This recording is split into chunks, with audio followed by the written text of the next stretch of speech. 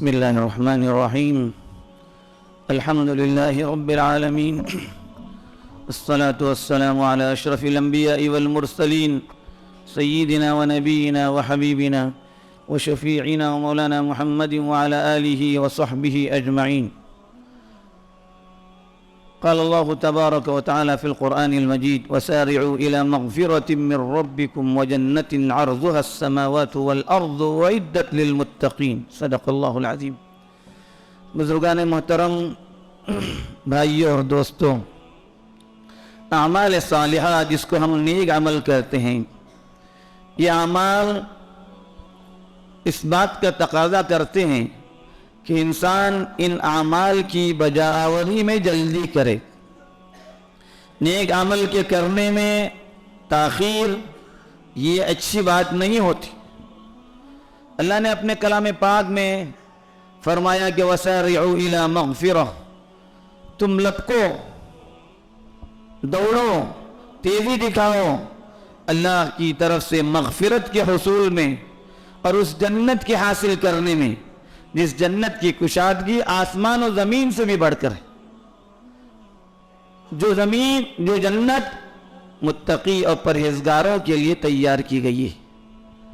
تقوی والے اعمال یا نیک اعمال اللہ کے نیک بندوں سے یا متقی لوگوں سے صادر ہوتے ہیں. مومن اس سے یہ تصور نہیں ہو سکتا کہ اس کے سامنے کوئی نیکی کے عمل کے متعلق کہا جائے اور اس نیکی کے عمل کے تعلق سے وہ تاخیر کرنے لگی.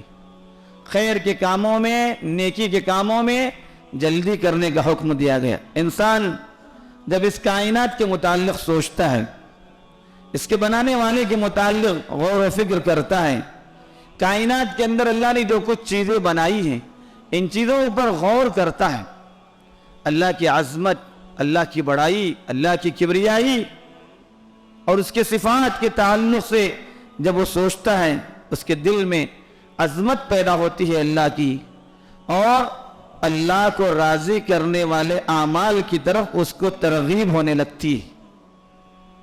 اسی لیے نبی کریم صلی اللہ علیہ وآلہ وسلم نے بہت سے اعمال کے متعلق اس کا ثواب اسی وجہ سے بیان کیا تھا کہ اس ثواب کو سن کر بندہ عمل کے معاملے میں جلدی کرے.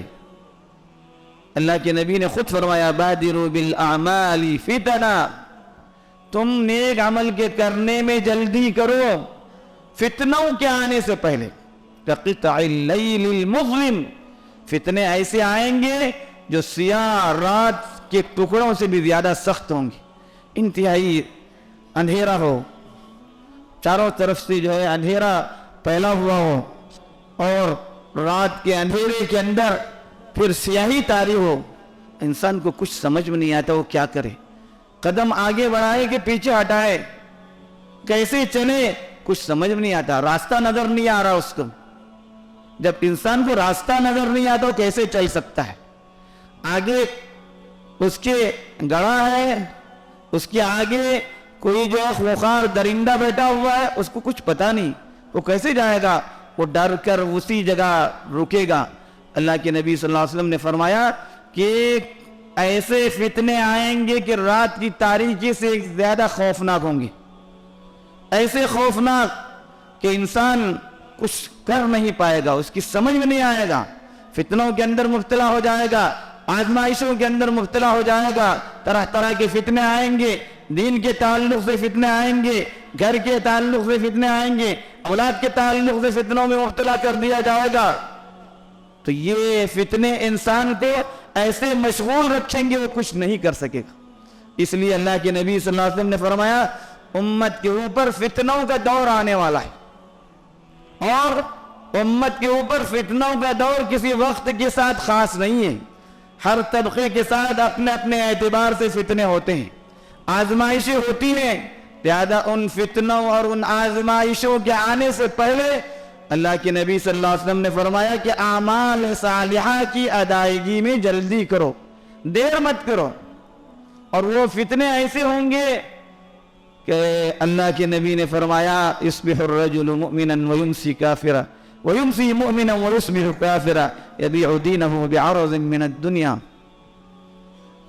انسان اپنے دین کے تعلق سے کچھ سوچ نہیں سکے گا. صبح کر رہا ہے اپنے کو ایمان کی حالت میں پائے گا, شام ہوتے ہوتے اس کا ایمان اس کے دل سے رخصت ہو چکا ہوگا, فتنے میں مبتلا ہو چکا ہوگا, آزمائشوں میں مبتلا ہو چکا ہوگا, اپنے ایمان پر مضبوطی سے قائم نہیں رہ پائے گا. رات اور شام کے وقت اپنے آپ کو ایمان کی حالت میں پائے گا, صبح گزر نہیں پائے گی, وہ ایمان سے رخصت ہو چکا ہوگا, اس کے دل سے ایمان نکل چکا ہوگا. ایسی جو خطرناک فتنے ہوں گے. انسان کیا کرے گا؟ اللہ کے نبی نے فرمایا یبیع دینہ بعرض من الدنیا, اپنے دین کا سودا کرنے والا ہوگا دنیا کی چند ٹھکریوں کے لیے, دنیا کے چند مالوں کے لیے, دنیا کے چند عہدوں کے لیے, دنیا کے چند مناصب کے لیے. دنیا کے لیے اور دنیا کی چیزوں کے حاصل کرنے کے لیے وہ اپنے دین کا سودا کر رہا ہوگا. اس کے سامنے شریعت کا حکم آئے گا, وہ شریعت کے حکم کو اس لیے اختیار نہیں کر پائے گا کہ اس کے سامنے دنیا کھڑی ہے, اپنی تمام تر رعنائیوں کے ساتھ اور اپنی تمام تر لذتوں کے ساتھ دنیا اور دنیا کی چیزیں اس کے سامنے کھڑی ہوگی. وہ اس دنیا کی چیزوں کے حصول کی خاطر دین کا سودا کر رہا ہوگا اور دین کے ساتھ وہ دور ہو چکا ہوگا. بزرگوں اور بھائیوں, ہر زمانے کے اندر ہر وقت میں اللہ تعالیٰ اپنے بندوں کے آزمائشیں فرماتے ہیں, فتنوں میں مبتلا کرتے ہیں, اور کچھ فتنے ایسے ہوتے ہیں جو انسان کو اس کے دین سے دور کرنے والے ہوتے ہیں, اور یہ فتنے سب سے زیادہ سخت ترین فتنے ہوں گے. اس لیے انسان سوچتا رہتا ہے کہ میں 60 سال کا ہو جاؤں گا اچھے عمل کروں گا, اور ذرا بوڑھا ہو جاؤں گا اچھے عمل کروں گا. انسان کی زندگی کا کچھ پتہ ہی نہیں. کیا اس نے اللہ کے ساتھ معاہدہ کر لیا ہے کہ مجھے تو اتنے سال کی زندگی دے دے؟ چلیے زندگی مل گئی, زندگی ملنے کے بعد کیا یہ طے ہے کہ تم صحت مند رہو گے؟ اگر صحت مند بھی رہو گے کیا یہ طے ہے تمہیں کوئی مشغولیت نہیں آئے گی؟ تو نیک اعمال کی ادائیگی میں, اچھے اعمال کو کرنے میں, بھلائیوں کو انجام دینے میں انسان کو تاخیر سے کام نہیں کرنا چاہیے. جو بھی نیک عمل اس کے سامنے آ رہا ہے اس عمل کے کرنے میں جلدی کرے.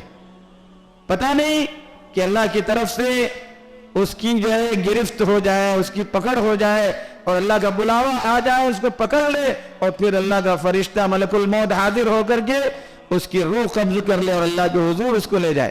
بزرگوں اور بھائیوں, اس وقت کے آنے سے پہلے اور فتنوں میں مبتلا ہونے سے پہلے کہیں ایسا نہ ہو کہ دین سے انسان کو جو ہے رخصت ہونا پڑے.